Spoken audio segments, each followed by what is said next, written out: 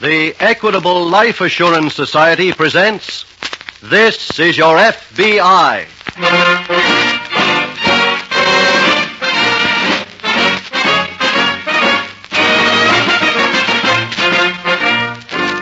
This is Your F.B.I., the official broadcast from the files of the Federal Bureau of Investigation, presented as a public service by the Equitable Life Assurance Society of the United States and the Equitable Society's representative in your community.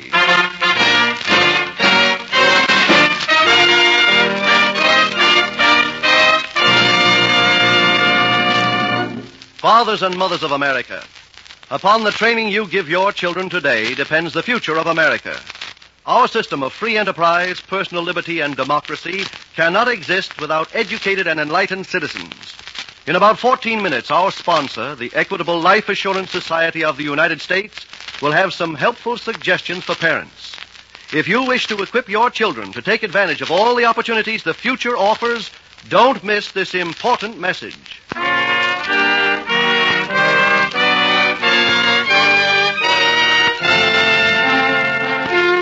Tonight's FBI file, The Curious Coin Collector.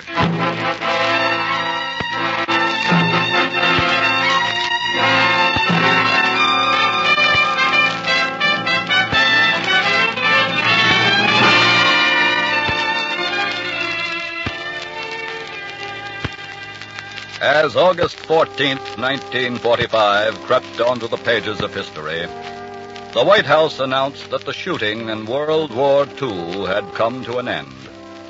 A victorious end that saw America and her allies triumph over tyranny.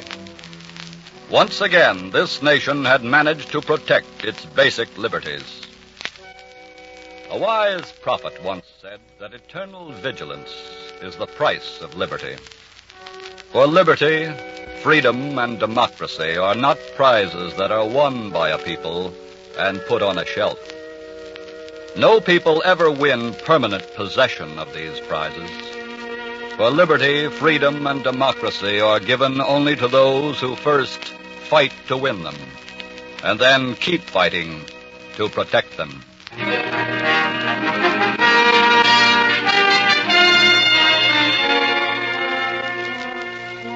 Tonight's file opens in a photographic studio located in a shabby frame house in one of the poorer sections of a large Midwestern city. The proprietor of this establishment, one Arthur Belton, is just greeting a newly arrived customer. Good afternoon, sir. Good afternoon. What can I do for you? You are the proprietor? Yes. Mr. Arthur Belton? That's right. Good. Are you interested in some photographs? What do you charge? For yourself? Yes.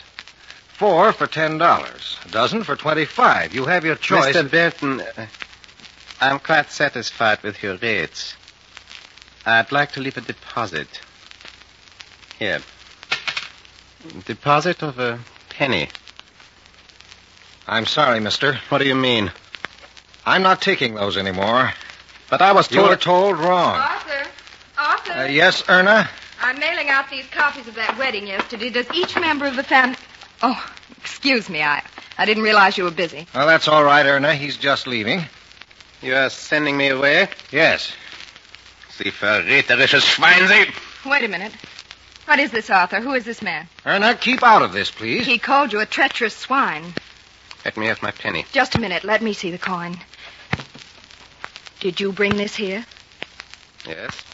You presented it to my husband? To him, yes. Arthur, you were turning him away? Erna, I asked you to keep out of this. Oh, no. The war is over. That has nothing to do with our friendship for those who carry this coin. What is your name? Spangler. Karl Spangler. Are you in trouble? Yes. Come in the back and tell us your story. Erna! I bid you welcome, Mr. Spangler.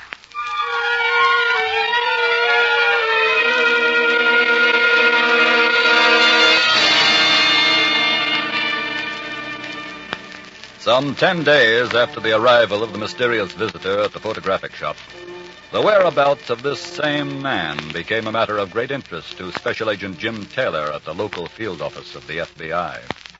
Jim. Oh, hello, Ross. Boss tells me I've been assigned to the case you're working on. Well, good.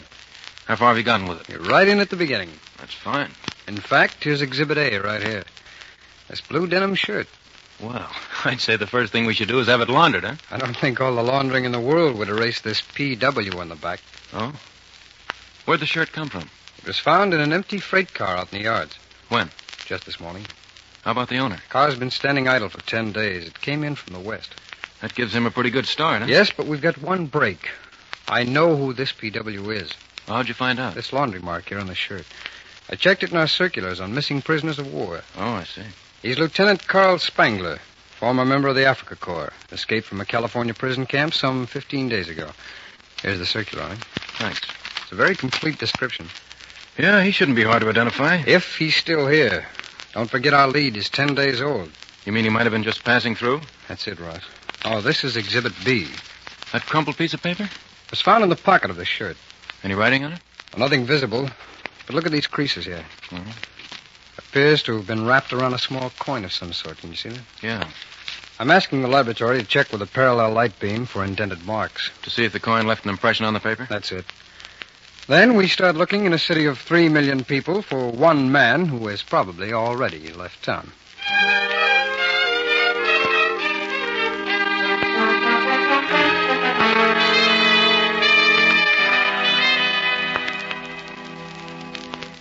Good morning, Anna. Good morning, Carl.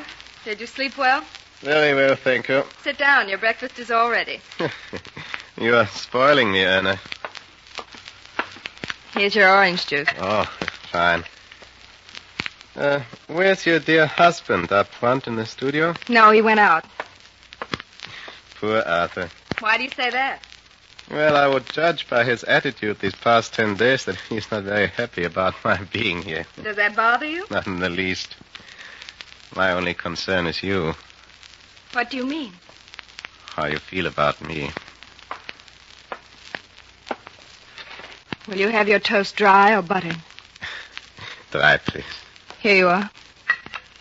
And your coffee. Thank you, my dear. Excellent coffee.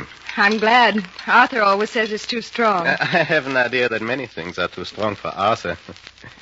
How did you two ever get together? He was a friend of my father's. He came to meetings at our house before the war. Political meetings? Yes. Arthur was very active for our cause. Then why did he turn me away?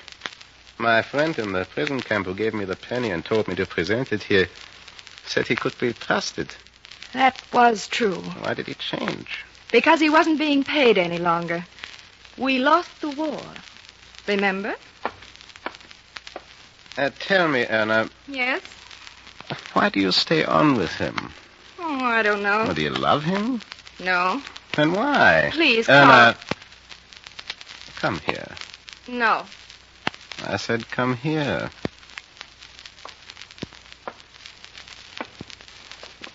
What is it? I think that there was a very good reason for you not leaving Arthur. You did not know it, of course, but you've been waiting for me. Carl. And now that I have... Oh, is that you, Arthur? Yes, sir, now. Good morning, Carl. Good morning. I've just been talking about you. With who? A mutual friend. Arthur, what is this? Now, don't be alarmed, my dear. I've been to visit Max Sebring. Oh? Who is he? A former member of our organization here. I told him you were staying with us. Why? He used to arrange shelter and transportation for people like you. Oh. He still does, Erna. He's going to take charge of Carl. What do you mean? I regret to say that he's leaving here. What? Max is transporting him to a farm some 100 miles upstate. Just a minute. I believe I have something to say about where I go. I'm afraid you haven't. Now, you understand an order, Carl.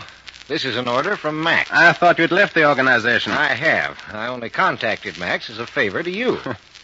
How kind. So, Carl, you'll be at the corner of 12th and Main Street at 8:30 tonight. Max will pick you up in his car.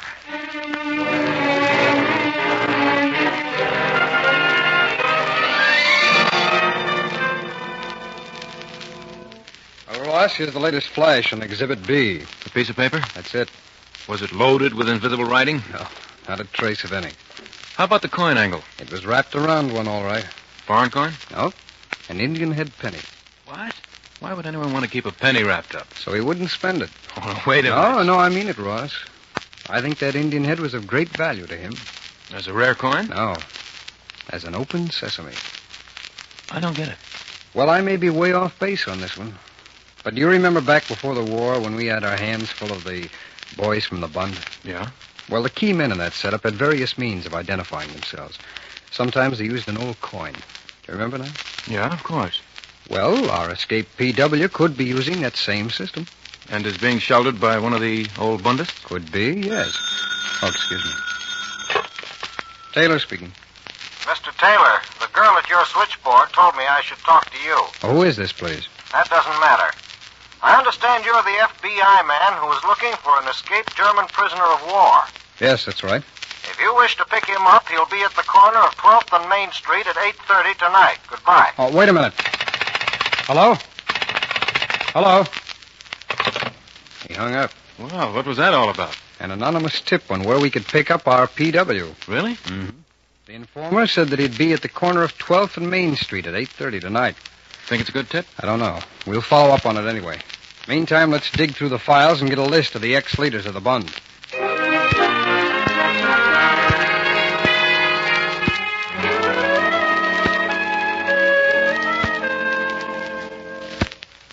Well, Carl, you all dressed?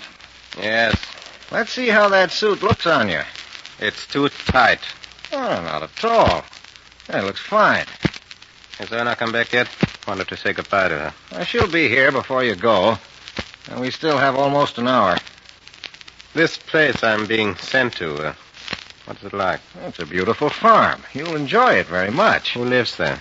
An old couple. I know them. Charming people. I'd rather be here. Now, you're a soldier, Carl. As I said before, you must obey orders. I know. Who's that? Me, Erna. We're in here, dear. Carl was afraid you wouldn't return in time. What delayed you? I went calling. Really? On whom? Max Sebring. Erna. I spoke to his wife. She told me that Max has been out of town for 2 weeks. Why, that can't be. I just saw him this morning. He's in California. His wife spoke to him on the phone out there an hour ago. Well, that's impossible. This is the man who was supposed to have ordered me away? Yes, Carl. Well, I don't understand. I do. You're being thrown to the wolves. Now, see Father, here. you didn't speak to Max or anyone else. You just wanted Carl out of here. That's a lie. Then suppose you give us the truth. I have. He probably has the FBI or the police on that corner right now waiting to pick you up. I tell you, Max is in town. Then call him on the phone. Go ahead, call him. No. Then this was a trick? Yes. I knew it. Oh, look, Erna, I had to do it. I didn't want any part of him in the first place. I was through with everything he stood for. And then to have to watch you day after day, waiting on him, catering to him, fawning over him, knowing you were falling in love with him right under my nose, I had to do it. But you didn't get away with it. He's still getting out of here. I'm calling the FBI. Oh, no, you're not.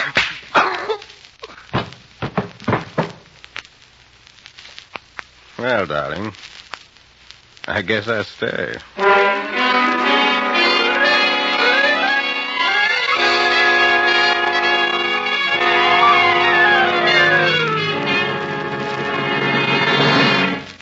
We will return in just a moment to tonight's FBI file. Now, 3 questions and answers on the value of education. First question. How much better chance has a college-trained man or woman to become a leader in business, the professions, or the arts than the individual who doesn't go to college? Are the odds 2 to 1, 5 to 1, 10 to 1? Taking who's who in America as a measure of leadership, the odds in favor of the college-trained man or woman are 87 to 1. Right now, I know that thousands of listeners to this program are saying to themselves, my children are going to have those 87 to 1 odds in their favor. Well, if that's the way you feel, then you'll certainly be interested in an equitable educational fund. Second question. What is an equitable educational fund? It is a life insurance plan that includes these important features. The Equitable Educational Fund makes sure that money for education will be ready when your child is ready.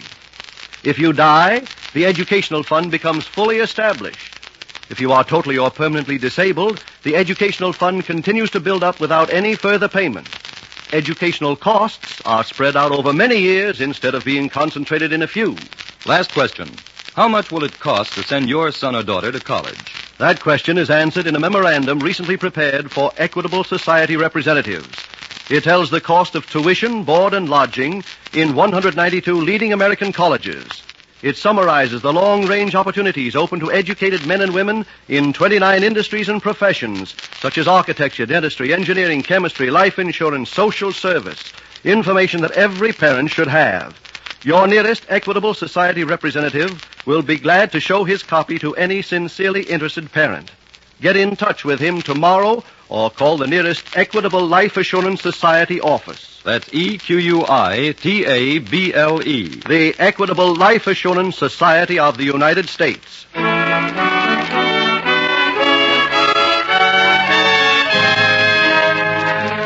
And now, back to the FBI file, The Curious Coin Collector.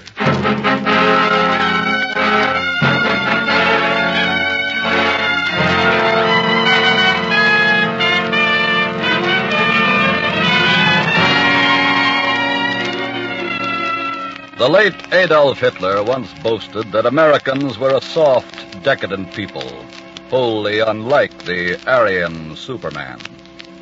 Well, there is a difference between an American and a Nazi, because only a stubborn, one-track mind would refuse to admit that the Third Reich had gone down to defeat. Would prefer to sit and wait for a new Hitler, a new call to arms, a new chance to aid the fatherland. There are still such Nazis all over the world, and some of them, as proven by tonight's case from the files of your FBI, are right here in the United States.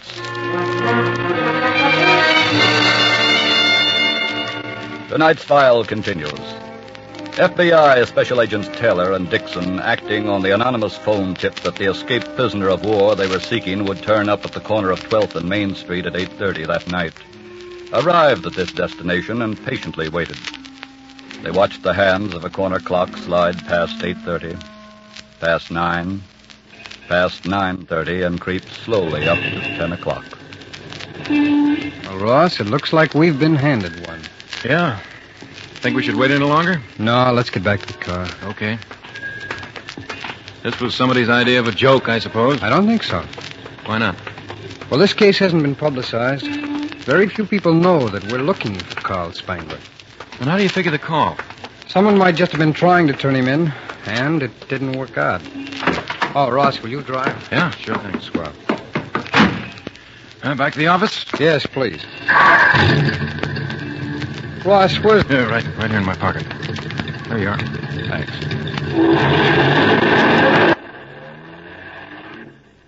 Those two names at the bottom are the only ones who still live here in town. Sebring and Belton? That's right. I don't remember either one of them. Well, I remember Belton, all right. Well, what's the story on him?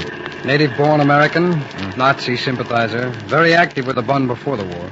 How about during the war? He was under surveillance. We didn't get anything on him, though. I see. These the correct addresses on both of them? I believe so, Jim. Well, it's too late to contact them tonight. We'll get on this first thing in the morning.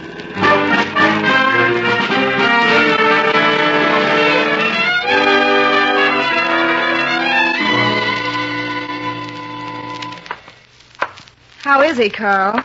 He's regained consciousness. That's good. For a while, I was frightened. About what? Well, that you might have killed him. I'm sure he'd appreciate your concern. My only concern was the police. Oh. Is it safe to leave him alone in there? I have him bound and gagged. Oh, fine. What do we do now? I don't know. Obviously, we can't stay here. Then where do we go? Do you want to leave the country? Go home to Germany? Yes. Should say not. Much prefer to remain here. You mean you've learned to like America? Not at all. But if I were to settle down here, who knows? Someday I might be very useful to the fatherland. We both could be useful. And I repeat, where do we go? What did you do before you went into the army? I was, I guess you'd call it, a commercial artist. Well, then we should go to a large city. Preferably in the east. Darling, what will we use for money? Oh, I don't know. How much has your husband got? 4,000 or 5,000, but it's all in the bank in his name. Checking account? Yes, but we can't touch it, Carl. He signs the checks. I think we might persuade him to sign one for us. How? Come, let's go see him. Carl, he'll never consent to it. Perhaps he'll have to. Go ahead, Anna. Thank you. Good evening, Arthur. Anna and I wish to talk to you about something rather important. Shall I remove the gag? No, he can hear. Arthur, we wish to go away. We need money. I understand you have several thousand in the bank. We'd like you to write us a check for the full amount. Carl, I tell you, he'll never do it. Go and get his checkbook, Anna. I think by the time you return, he'll be ready to sign.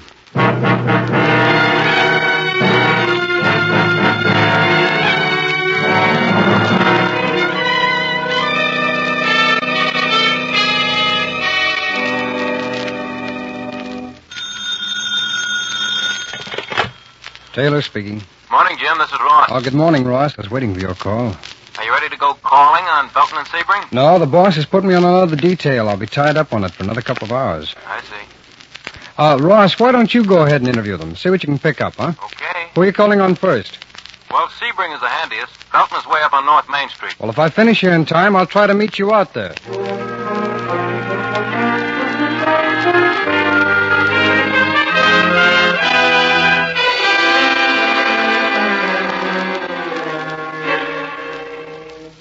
Anna, Yes, Carl. what time does the bank open? 9 o'clock.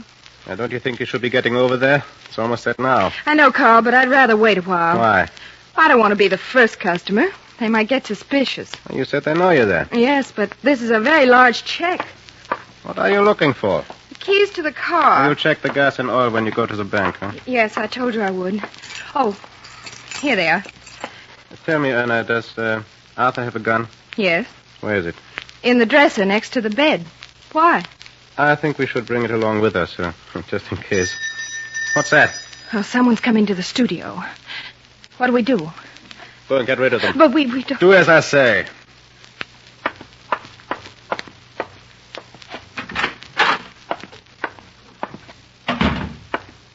Yes? Good morning. Is Mr. Arthur Belton here? No, he isn't. Well, when will he be back? Well, I don't know. Do you work here? I'm his wife. Oh, I see. My name is Dixon. I'm a special agent of the F.B.I. Here are my credentials. Well? I'm looking for information. Perhaps you can help me. What sort of information? About a man named Spangler, an escaped prisoner of war. Yes? We have reason to believe he's here in the city. I wonder if he tried to contact your husband. I wouldn't know. You say you have no idea when he'll return? No. Very well, then I guess I'll just have to wait. Put up your hands, Mr. F.B.I. Well, looks like we've finally caught up with you, Spangler. Yes. But it won't do you any good. Go to the bank, Anna. I'll take this gentleman back inside and introduce him to Arthur.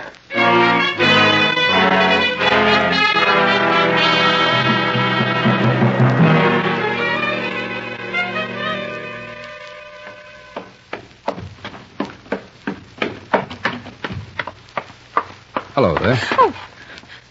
What do you want? Well, I've been ringing the doorbell here for the past 5 minutes. I wanted to get into the studio. We're closed for the day. You work here, do you? Yes, we're closed, I tell you. I wanted to see Mr. Belton. I'm a special agent of the FBI. Oh? Well, there's already been one agent here to see him. Oh? I'm Mrs. Belton. My husband left here with the other agent. I see. How long ago was this? Oh, at least a half hour. Thank you very much. You're welcome.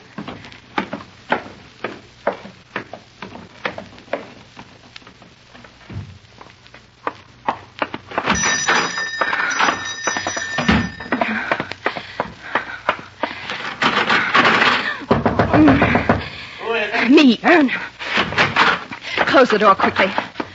What's wrong? We've got to get out of here at once. Did you get the money? Yes, but there was another FBI man waiting outside of the door when I came in. Where is he now? I got rid of him. How?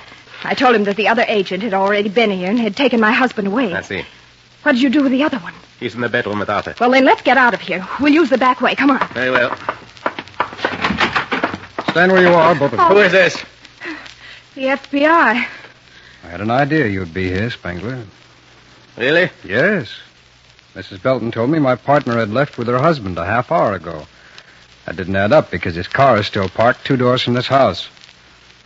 Now, where is my partner? In the bedroom. Is he all right? Yes. He'd better be. Go on, Superman. Lead me to him.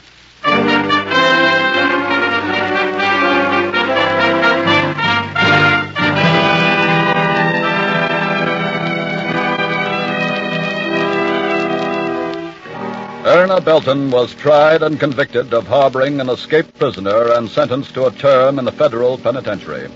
Carl Spangler was returned to the custody of the United States Army. Yes, eternal vigilance is the price of liberty. And eternal vigilance might also be the motto of your FBI. For the men who comprise the Federal Bureau of Investigation are forever at work protecting your security. The wartime record of your FBI approached perfection. For despite the constant work of enemy agents, not one single piece of sabotage was ever committed within the confines of the United States. That kind of vigilance is the type that was rewarded in tonight's case. And that kind of alert watchfulness will continue to protect you, the American people, so long as there is an FBI.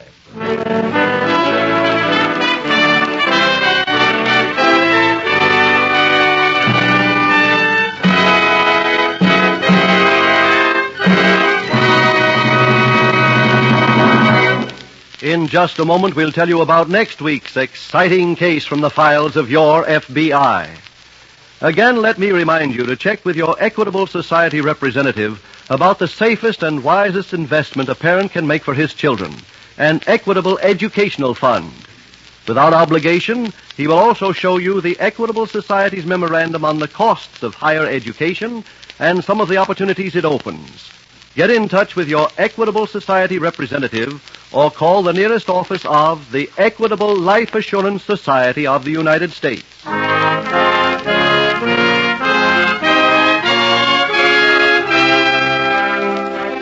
Next week, we will bring you another colorful story from the files of the Federal Bureau of Investigation, The Sugar Swindler.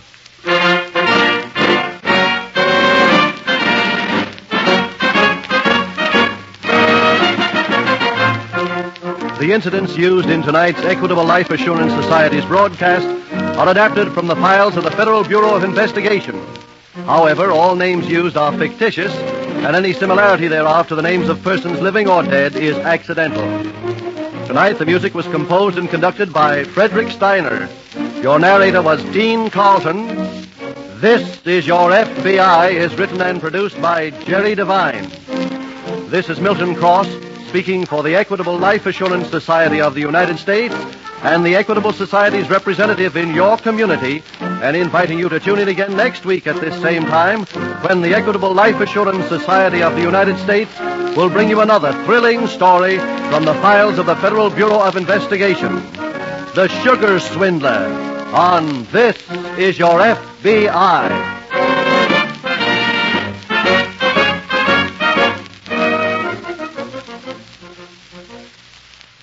This is ABC, the American Broadcasting Company.